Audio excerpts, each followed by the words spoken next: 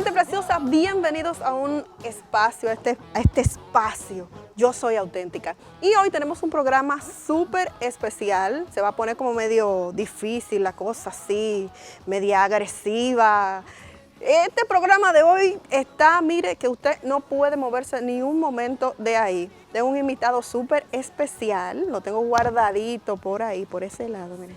Ya usted se puede imaginar que se va a hablar de todo. Uno de los líderes más importantes del Evangelio en República Dominicana y uno de los líderes más controversiales nos visita, el reverendo Fidel Lorenzo. Y para ir entonando así como que la cosa y cogiendo el piso, les voy a dejar para que disfruten de este videoclip de nuestro hermano redimido. ¿Ustedes saben? Otro pick up plate.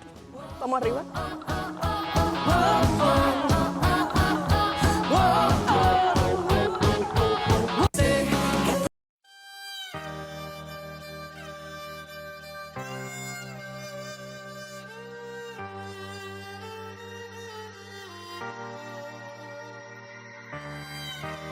Para esta hora he llegado, para este tiempo nací. Hace más de 20 años lo descubrí y sin lugar a dudas ha sido el mayor descubrimiento de mi vida. La causalidad, por la cual no soy una casualidad. Desde mi principio pude ver el trayecto de mi destino. Por eso todo lo que escribo y digo es intencional. Cada día con más ímpetu y más enfoque. Pero la fortaleza no viene de mí. Yo solo soy el débil que un día dijo fuerte soy. Y desde entonces, el Señor se ha convertido en la fuente de mi fuerza. Mi estamina. Yo. Oh man. Hey.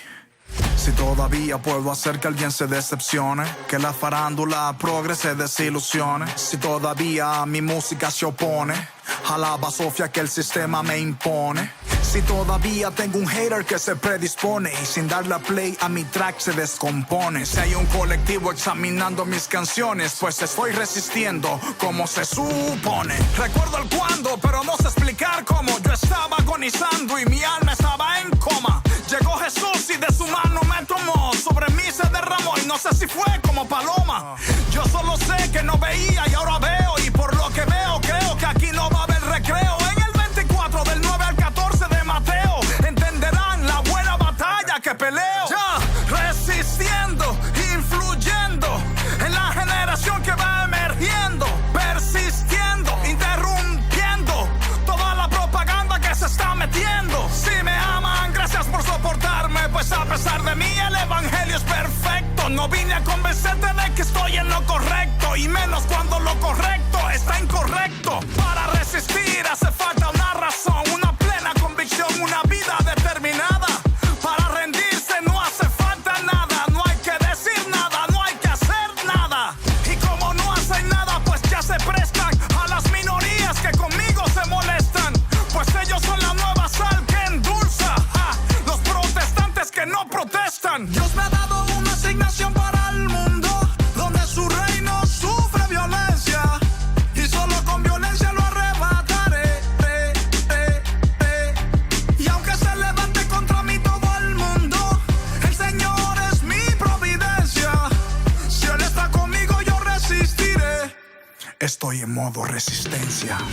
Estoy en modo resistencia. Estoy en modo resistencia. Estoy en modo resistencia. Oh man. Estoy en modo resistencia. Estoy en modo resistencia. Estoy en modo resistencia. Come on. De norte a sur, de este a oeste, se escucha la manifestación de los hijos. Resistencia.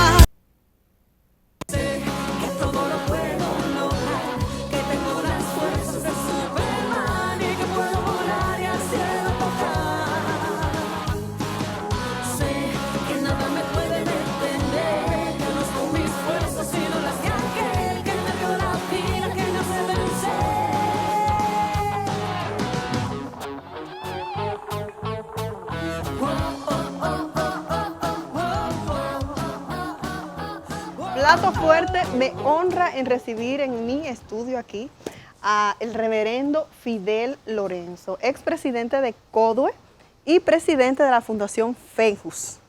¿Cómo está usted, don Fidel? Gracias. Bienvenido. Gracias, Angie querida. Ya me sentía un poco celoso porque, claro, porque veo por las redes sociales el programa y todo y digo, pero ¿y yo para cuándo? Si eso es para gente auténtico. Oh. No, y usted de verdad que es una persona súper auténtica, un artista. Bueno. Entonces yo debo estar Debía aquí. de estar aquí. Don Fidel, hemos seguido el trabajo que usted hizo por muchos años en CODUE, trabajando a favor de la comunidad cristiana, y ahora lo vemos en FEJUS. Pero, ¿qué es FEJUS? Mira, FEJUS es Fundación Equidad y Justicia Social. Es un proyecto de transformación de nación y yo diría de desarrollo integral para el individuo. O sea, desde esa plataforma lo que estamos haciendo es precisamente potenciando algunas ideas que comenzamos a trabajar desde el Consejo Dominicano de Unidad Evangélica, pero que por su naturaleza como que no había mucho espacio para desarrollarla, porque al ser CODUE una institución jerárquica del orden religioso, cada vez que uno intentaba meterse en algún tema de impacto social, venía la crítica. ¿Qué busca Fidel Lorenzo hablando, por ejemplo, de energía eléctrica? ¿O qué busca hablando de educación? ¿O qué busca hablando de aborto, de temas sociales y, que a la sociedad le interesa, pero que tradicionalmente no era muy común tratarlo en el ámbito evangélico? Entonces dijimos, bueno, como ya tenemos una larga experiencia, porque antes de estar en CODUE, toda esa experiencia con la Asociación Billy Graham y la Bolsa del Samaritano de Trabajo Social, casi 20 años, nos dio una formación bien amplia en el país y a nivel internacional, que entonces estamos ahora redimiendo para servir a la sociedad dominicana desde una plataforma que, aunque parte de principios y valores cristianos, no necesariamente están enfocados solamente a beneficiar a la comunidad religiosa, sino a la sociedad en sentido general. Entonces, eso es la Fundación Equidad y Justicia Social. Claro, porque lo vemos muchas veces en la televisión, hablando de estos diferentes temas, pero la gente no tiende a investigar de dónde viene el reverendo Fidel Lorenzo. Usted es pastor hace muchos años, tiene su congregación hace muchos años. ¿Cómo se llama? Háblenos de este trabajo. Mire, yo vengo de una formación religiosa desde la niñez. O sea, yo me formé en la Iglesia Evangélica Menonita, estudié teología allí, en el seminario, allí me ordené pastor, pero yo comencé un proceso de formación bastante dilatado. O sea, no solamente estudié teología, sino yo estudié sociología, estudié otras ramas, estudié liderazgo en los Estados Unidos. Yo me fui a Hawái a estudiar liderazgo. Poco han tenido el privilegio, ¿no?, de estudiar en Hawái, todos quisieran ir a Hawái a estudiar. Pero allí fui a estudiar liderazgo de alto nivel, con mandatarios, con vicepresidentes, con príncipes de diferentes países. Éramos 62 estudiantes de 32 países y eran líderes puntuales de nación.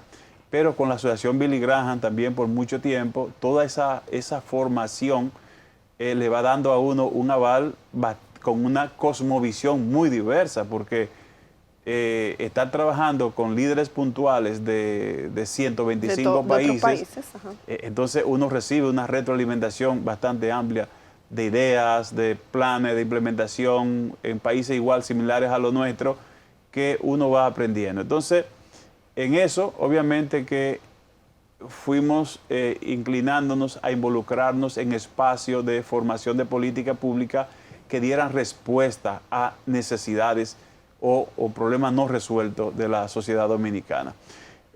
A partir de ahí, entonces, ya siendo parte del CODUE, pues desde el año 2003 o 2002, nosotros estuvimos como miembros de la Junta, del Consejo de Directores del CONANI, Consejo Nacional de la Niñez, que traza toda la política en materia de niñez. Entonces, cada vez que se habla de un tema de niñez, ya con una experiencia tan dilatada de donde se formulan las políticas públicas para niñez, por supuesto que Fidel Lorenzo puede hablar de niñez y sabe de niñez. Don Fidel, hablando de niñez, ¿usted fue un niño travieso?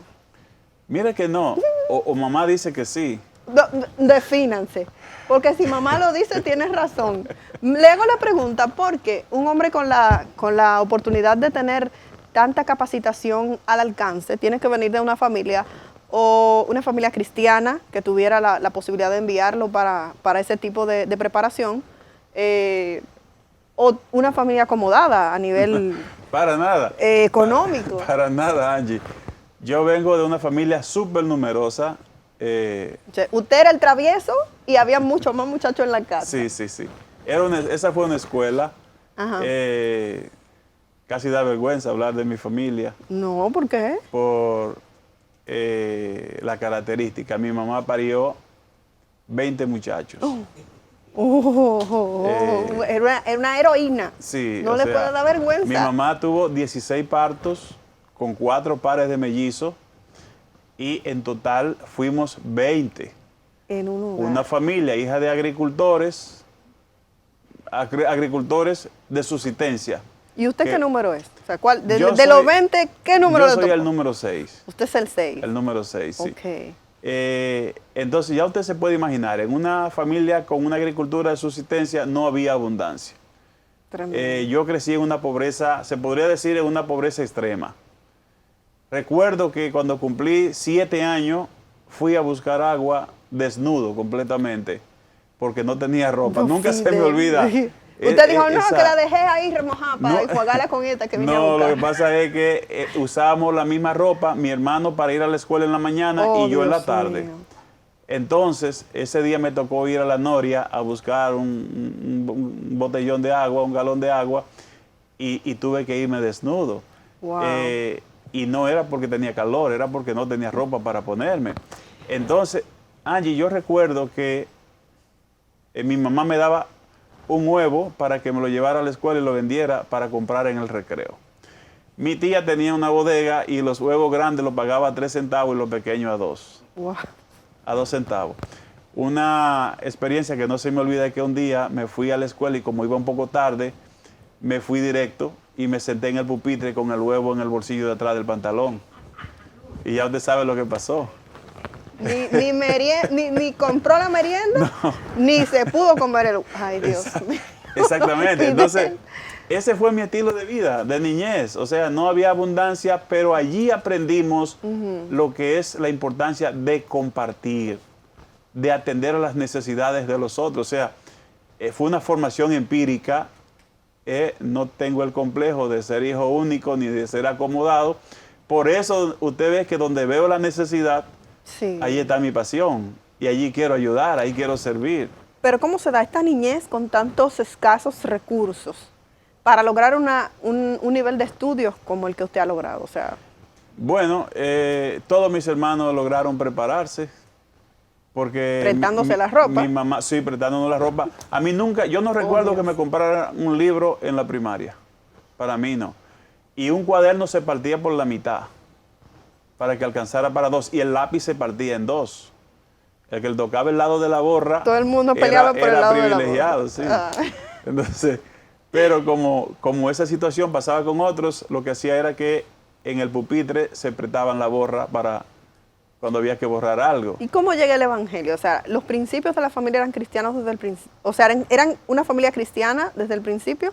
¿O usted conoció al Señor en el camino? No, mi familia, mi abuela, sobre todo, era una fiel devota. Mi mamá todavía en ese tiempo no estaba en eso, ni mi papá tampoco. Pero mi abuela nos llevaba a la iglesia y a los 9 años yo hice mi decisión por Cristo.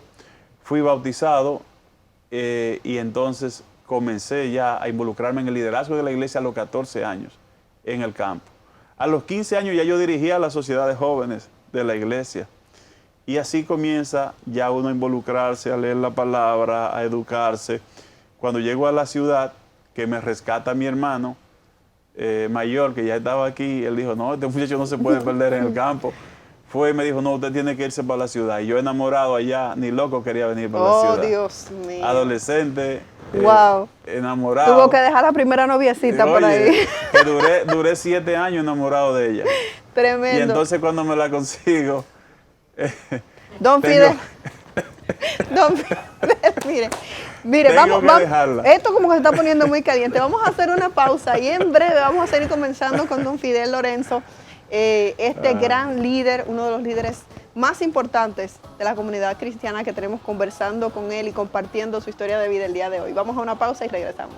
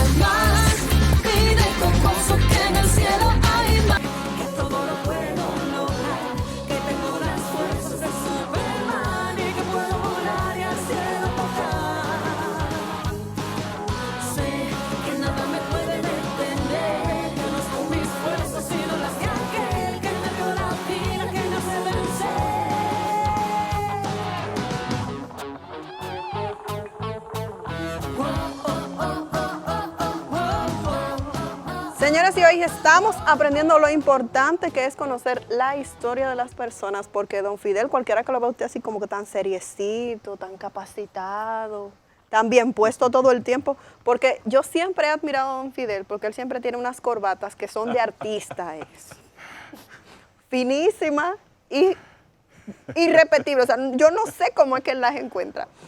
Don Fidel, después de usted atravesar una niñez tan difícil, viene a la ciudad, tuvo que dejar la noviecita. Sí. ¿Cómo usted se va enrolando en todo esto de ya el liderazgo? ¿Cuáles fueron sus primeros pasos? Mire, uno siempre tiene un mentor. Y Dani sabe muy bien, y usted también, que nosotros en la iglesia menonita tuvimos un líder que fue muy revolucionario, que fue el doctor Manuel Sepúlveda Luna, que es el papá de Elizabeth Sepúlveda, era el papá de su amigo Manasés Sepúlveda. Sí. Y este hombre creo que fue uno de los primeros abogados de la iglesia evangélica, que de hecho tuvo muchos problemas por eso, pero Manuel era un tipo exageradamente organizado. Manuel fue presidente del concilio y yo recuerdo que Manuel siempre llevaba unas cajas de documentos así, con los informes y todo, y la gente lo criticaba, decía, pero ya viene este hombre con todos esos informes, porque la gente no estaba tan acostumbrado a la organización ni a la rendición de cuentas. Entonces, este hombre nos enseñó la pasión, primero, de ser organizado, segundo, de el estudio, tercero, de implantar iglesias. Él implantó muchas iglesias en diferentes comunidades y fue un hombre íntegro, una sola esposa, sus hijos en su hogar, todo muy, muy ordenado. Entonces, ese fue para nosotros un mentor, para muchos líderes, no solo para mí solo. O sea, estoy hablando de Alberto Ramírez, el dueño de la OFE, Cristóbal Cardosa, que ya murió, Samuel Guzmán. Todos esos muchachos que ya crecieron, se formaron a los pies de este líder. Entonces, cuando yo llego, obviamente, a integrarme ya en un mundo más amplio de liderazgo evangélico, traigo una formación que precisamente coincide con mi formación familiar, porque el énfasis de esa iglesia de tradicional o histórica es el servicio. No es una iglesia tan carismática, no es tan dada a esa práctica religiosa carismática, pero sí es muy enfocada en servir a la comunidad, servir a la gente, exactamente. Entonces, su manifestación de la expresión del Espíritu Santo se da en esa área de servir a los demás, de ayudar al necesitado. Por eso entonces, cuando comienzo a implantar iglesia, lo primero que hago es comenzar un centro educativo. Y comenzamos un centro educativo precisamente en el 91, hasta el día de hoy. Nosotros tenemos un centro que abarca casi 400 estudiantes, desde preescolar hasta bachillerato completo, para ayudar a la comunidad y a niños que no tenían la posibilidad ni siquiera de ir a la escuela pública, ayudarlo a prepararse. Después comenzamos entonces un proyecto de clínica en Brisa del Este, y comenzamos una clínica en una comunidad que tiene casi 20,000 habitantes, pero no tenía ningún servicio de salud. Con Jucum aprendí el tema de la estrategia de implantar iglesias donde no habían iglesias.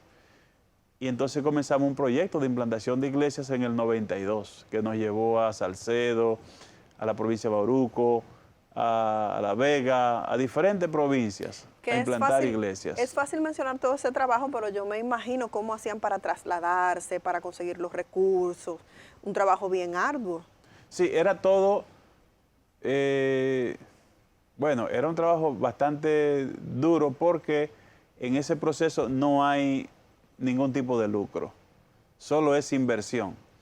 Y hay que ser, como diría yo, un autogestionario Exacto. para lograrlo. Por ejemplo, lo que sí usamos fue una estrategia aprendida en Jucum de la planificación por pasos para implantar iglesias. Por ejemplo, cuando nos fuimos a Salcedo, lo que hicimos fue alquilar una casa para que vivieran los misioneros. Y cuando comenzaron a trabajar, ya tenían un número significativo, entonces alquilaron un local para la iglesia. O sea, contrario como hacen muchos, que primero van y dan una campaña y ya al día siguiente tienen un local con una iglesia. Exacto. Nosotros no, nosotros cuidamos de nuestros misioneros modestamente y ellos que desarrollaran el trabajo hasta que la propia comunidad también se comprometiera a sustentar su obra. O sea, nosotros creemos en lo que tiene que ver con la iglesia autóctona y multiplicadora, o sea, no una iglesia que está pegada al paternalismo ni a depender de otros, sino que las propias comunidades se empoderen y sean parte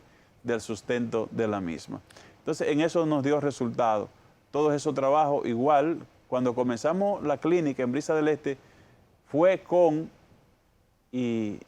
con los resultados de la cruzada Mi Esperanza.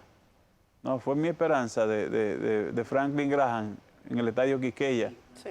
Sí, era como así, ¿verdad? Era como Mi Esperanza.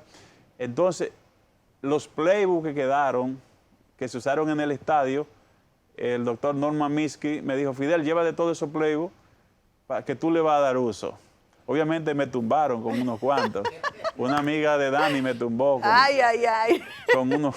Porque siempre aparecen, no, pero no se lo den todo porque yo necesito unos cuantos. Sí. Y por ahí se va. Sí, y entonces, y también con los aires acondicionados me tumbaron. Pero con esos playbooks comenzamos una pequeña clínica y Gary Longstrom, que era vicepresidente de la Bolsa de Samaritano en ese tiempo, me donó el dinero para comprarle el solar. Y compramos el solar, construimos algo en madera y luego en el 2001 construimos un edificio ya con casi 400 metros de construcción y allí comenzamos el proyecto. O sea, todo en cero, sin contar con un centavo, pero en fe. Y Dios ha ido supliendo en cada uno de los proyectos. Pero también hay un elemento que usted nos está mencionando, que es familia. Ah, sí. No es así. ¿Cómo? Porque siempre en los hogares de los líderes cristianos, muy bien, están realizando un trabajo, es lo que se ve de público, pero lo que se vive con la familia muchas veces no se conoce. No es lo mismo ser hijo de un cristiano de la iglesia que ser hijo de uno de los líderes de la iglesia. ¿Cómo lo asumía la familia? Mire, yo vi experiencias negativas que me enseñaron. Mi tío, por ejemplo. Yo tenía un tío que era un pentecostal devoto. A rajatabla. RT, rajatabla. Sus hijos tenían que ir con él los 7 días de la semana a la iglesia. Nunca fueron a un cine. Nunca lo llevó a una heladería. Ese tipo de cosas no existía para ellos. Eran excelentes cristianos. Mi tío murió y a los 3 meses ninguno era cristiano. Bueno. Ninguno de mis primos era cristiano. Con esa experiencia. Porque iban obligados. Yo entonces dije, bueno, cuando yo sea pastor yo no voy a cometer ese error. Entonces, cuando comencé a pastorear y comencé a tener mis hijos, los traté como cualquier muchacho normal y común y corriente. Lo llevaba a la playa, lo llevaba al cine, lo llevaba al acuario, lo llevaba a la heladería, a la pizzería, donde van los demás. Y también lo dejaba que se juntara con los hijos de los hermanos de la iglesia y con los del no hermano de la iglesia también. Entonces, ellos crecieron disfrutando de su etapa, igual que todos los demás niños del barrio. Entonces, nunca extrañaron esas vivencias. Nunca le inculqué en la cabeza ni que fueran músicos, ni que fueran predicadores. Sí, porque el pastor lo primero que hace es que reparte los ministerios. Son 5 muchachitos. Sí, Entonces, sí. este la guitarra, este la guira. Exactamente. Yo lo dejé que crecieran y que decidieran qué querían ser cuando fueran grandes. Bueno, uno es editor y productor de videos Tremendo. y glorifica a Dios con eso. Sí. Otro es odontólogo porque él dijo que quería hacer misiones trabajando odontología. Y la última dijo, bueno, yo tengo que administrar el negocio de mis hermanos, entonces yo voy a estudiar administración de empresas. Tremendo. Entonces, los tres son cristianos, pero son profesionales en diferentes áreas. O sea, yo no lo manipulé. Yo no le dije lo que tenían que hacer. Entonces, aman al Señor, no me odian y vivimos como una familia bien armoniosa, bien integrada. Tremendo. O sea, nadie está forzado haciendo lo que no quería hacer. Bueno, don Fidel, mire, yo no lo voy a meter al medio, pero cuando vamos de esta pequeña pausa que vamos a hacer ahora, usted me va a hablar de la doña. Ay, padre. ¡Ey! A ver cómo le ha ido con doña Altagracia. Vámonos a la pausa La jefa. y regresamos.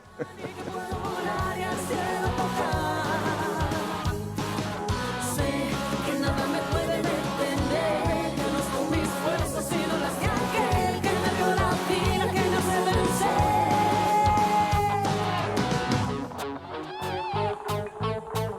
Oh, oh, oh, oh, oh, oh, oh, oh.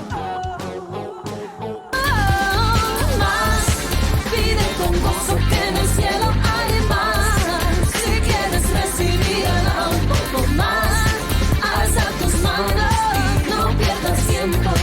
Verás que Dios tiene algo para más. Pide con gozo que en el cielo hay más. Todo lo puedo lograr, que tengo las fuerzas de Superman y que puedo volar y al cielo tocar. Sé que nada me puede detener, que no son mis fuerzas sino las de aquel que me dio la vida, que no sé vencer.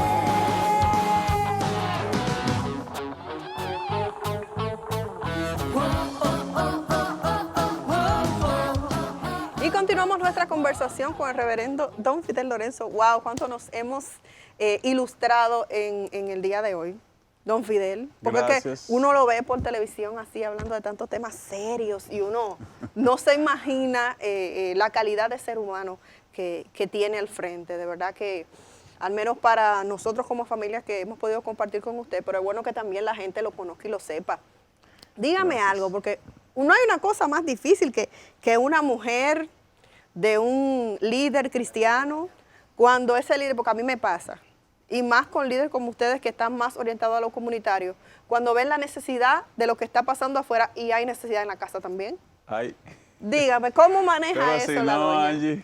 Dígame. ¿Por qué daña, Dije, ¿por qué daña el ¿por qué daña el momento? momento? Dígame. También que iba a esta entrevista hasta ahora. Angie, mire, lo primero es que Altagracia y yo tenemos carácter completamente diferente. Gracias a Dios que no trabajamos juntos. Oh, Sí, así, tan porque es fuerte. que somos totalmente diferentes. ajá. Sí, ella tiene un carácter bastante... Y yo soy una masa de pan, yo soy... No será como que al revés, que yo no, me hago el bueno. Ella dice, porque, ok, así sí es bueno, tú eres el bueno, los muchachos me Ajá. ven a mí y piensan que yo soy la dura y entonces ahí viene el problema. Yo conocí a Altagracia peleando el primer día que nos conocimos Ajá. y con razón, porque fue en el trabajo y despidieron a su mejor amiga para darme el puesto a mí. Ah, Imagínese usted. con la mejor amiga de la Sí, mujer. sí. ¿Y cómo usted pudo hacer Sí. esa conquista, Fueron- ese levante? fueron Con un designio tan fuerte así de empezar. Fueron 3 meses y medio de empleado a fondo, Ajá. regalitos, dulce, chocolate, caramelo, poesía, muñequitos, todo lo que podía encontrar. Para que ella se le tratar de- olvidara eso. Sí, sí, sí. Oh, sí, Dios sí. mío. Entonces, pero que Altagracia en ese tiempo era un, bueno, usted conoce a Shaddai, Bueno. un modelito todavía más bonita que Shaddai. Yo no voy a decir nada, Fidel, no se meta al medio. Acuérdese que usted salía de aquí, va para la casa. Sí. Entonces, y obviamente que tenía doble motivación para conquistarla. Ajá. Hasta que al final insistí tanto como la viuda aquella, que ella tuvo compasión de mí y se apiadó de aceptó. mí, me dio apertura, me aceptó que la visitara. Entonces, ahí comencé ya a conquistarla. Ya son muchos años. Son 33 años. Una mujer maravillosa. Sí, así es, trabajadora. Y digo, muchas veces la gente pregunta, pero Fidel, ¿por qué tú no andas con tu esposa? Bueno, es que ella trabaja tanto como yo, Sí, o así quizás es. más que yo. No es vaga, no está ociosa, porque dirigir un colegio con más de 300 estudiantes, eso no es paje coco. Eso le lleva a ella todo el tiempo y un poquito más. O sea, no tiene vacaciones. Y además de eso, también la casa, que ayuda bastante a la casa. Todos ayudamos en la casa. Yo también, usted sabe, yo ayudo en la Tiene casa. su asignación. Sí, yo los domingos cocino en mi casa. Sí, que usted Y abusa a veces muy con bueno. esa foto que usted sube ahí a las redes sociales. Uno se queda como que wow y no invitó. Don Fidel, ¿y cómo se sienten ellos cuando usted se mete al medio? Porque vamos a hablar la franca. Usted se ha calentado, bien calentado sí, en los sí, medios sí, y sí, principalmente sí. con los cristianos. ¿Cómo cayó Sí. eso de que la comunidad cristiana incluso en algún momento lo desautorizó? Mira, yo siempre, o sea, yo nunca he llevado el asunto ministerial a la casa para tratar de salvar y guardar el corazón de mis hijos. Porque yo sé cómo manejar todo esto. O sea, a mí me afecta muy poco, porque yo conozco ya la política religiosa y hasta un poco la política secular. Entonces, trato de que mis hijos nunca sepan quién se metió conmigo, ni quién me insultó, ni quién me hizo nada, para que ellos no se amarguen con eso, porque ellos no saben manejar ese tipo de situación. Eso es lo primero. Incluso con Altagracia muchas cosas no se las digo porque puede causar temor. Yo he tenido momentos que no sé si esto lo voy a decir por primera vez, que he sido amenazado. ¿Cómo va a ser, don Sí. Fidel? O sea, porque los temas que usted trata, la mayoría son con la gente que se ha visto, es con la comunidad cristiana. O sea, no tenemos la idea de que usted pueda haber sido amenazado de su vida o de su integridad. Bueno, no solo con la comunidad cristiana, también con la comunidad política. Hubo un momento que una presidenta de la Cámara de Diputados dijo que yo estaba jodiendo mucho y que yo tenía que callarme a como fuera, como diera lugar, y que ellos iban a hacer lo que tuvieran que hacer para que yo me callara. Wow. En un momento en Palacio, un ministro también dijo que Fidel estaba fuñendo mucho y que tenía la cabeza muy caliente y había que tranquilizarlo. Entonces, ese tipo de cosas yo nunca se lo dije a ellos en mi casa. Yo tuve muchos vehículos en el frente de mi casa vigilando. Vigilando. Por un trabajo que al final va a ser positivo para la comunidad cristiana. Por defender valores que nosotros como cristianos no deberíamos esperar que sea una persona que salga a denunciar, sino salir nosotros a denunciar también lo que está pasando.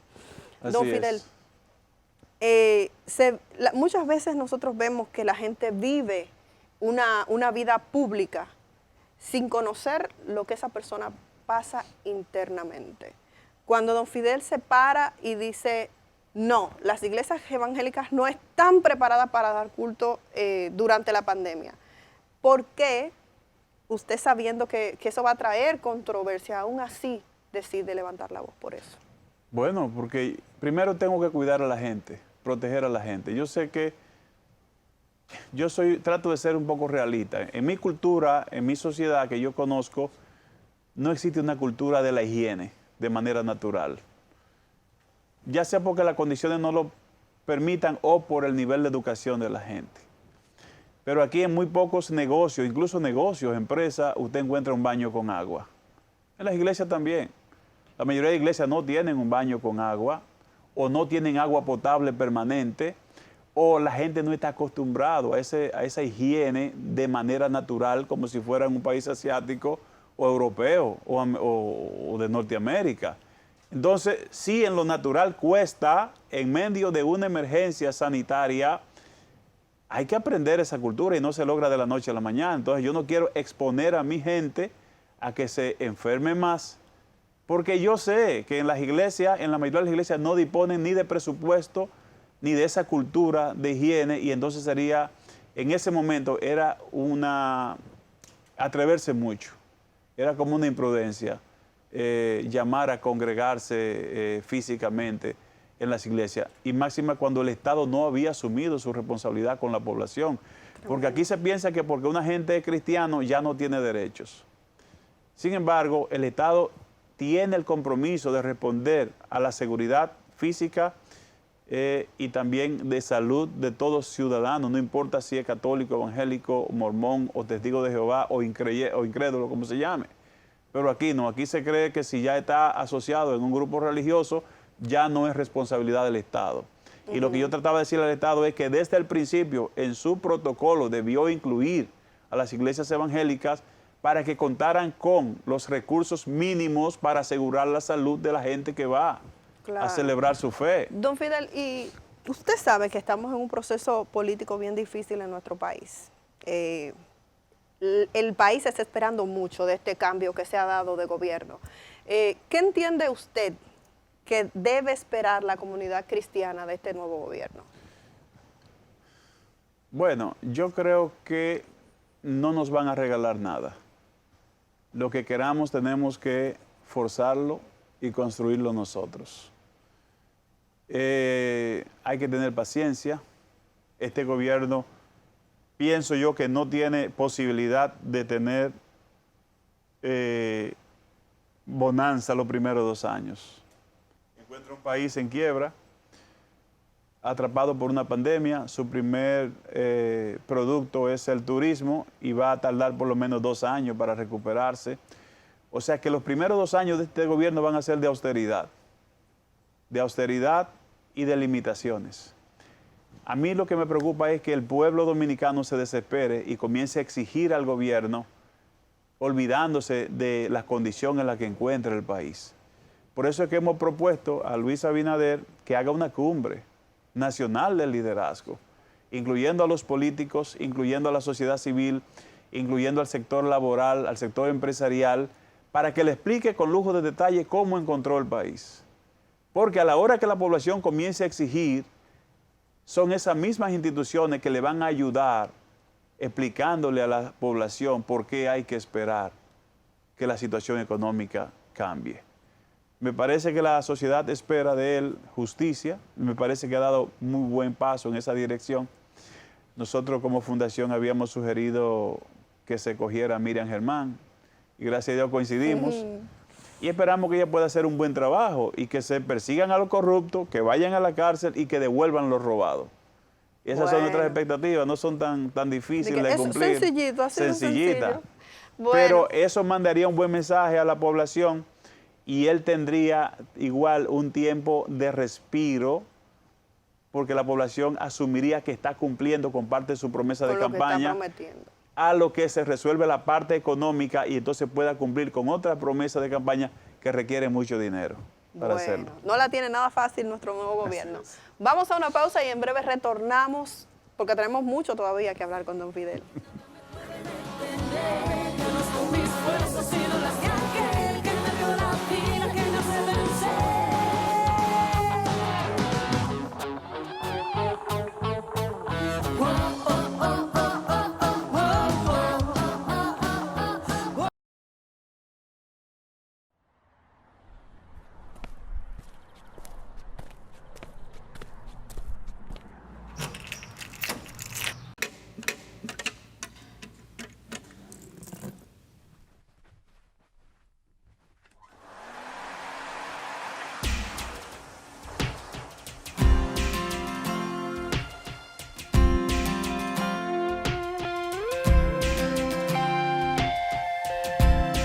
Gloria a Dios.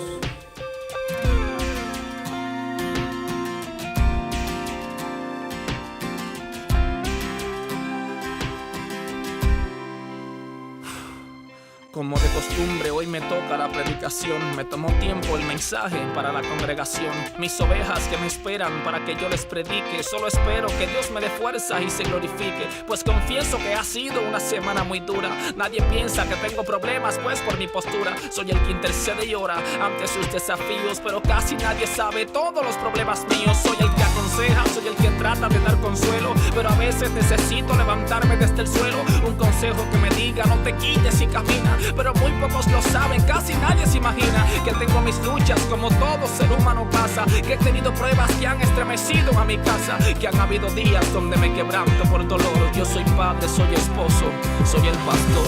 Llévame de tu mano, no me sueltes, llévame. Tú conoces mi interior y sanas mi dolor, tú mi consolador. A ti Jesús te pido solo llévame. De tu mano no me sueltes, llévame. Tú conoces mi interior y sanas mi dolor, tú mi consolador. A ti Jesús te pido.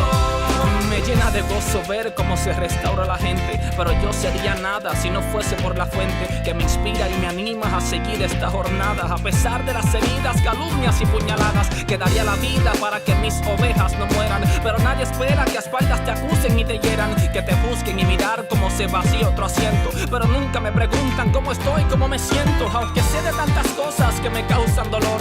Cada día, cada noche trato de dar lo mejor, busco dirección a través del mensaje de la Biblia y trato de hacer balance entre la iglesia y mi familia, pero Dios mi fortaleza me anima desde el cielo y recibo fuerzas cuando estoy postrado cara al suelo. Solo Él conoce las cosas que pasan en lo oculto y sin Él sería en vano predicar en otro culto. Llévame de tu mano, no me sueltes, llévame. Tú conoces mi interior y sanas mi dolor, tú mi consolador. A ti Jesús te pido solo llévame. De tu mano no me sueltes, llévame. Tú conoces mi interior y sanas mi dolor, tú mi consolador. A ti Jesús te pido. Soy pastor, soy humano, a problemas no exento y ante todo no reparo y en el altar me presento. Y aunque en ocasiones tirar la toalla anhelo, voy y miro a Jesús, ese es mi mejor modelo. Que ante todo el vituperio que agobió su corazón, nada lo detuvo para terminar con su misión. Y aunque haya momentos que piense que todo acabará, sé que aquel que comenzó la obra la terminará. Honro la vida de todos esos pastores que dan la vida por sus ovejas y a veces no se les reconoce. Honro a mi pastor y espero que tú también honres el tuyo. De la A a la Z, Alex Zurdo.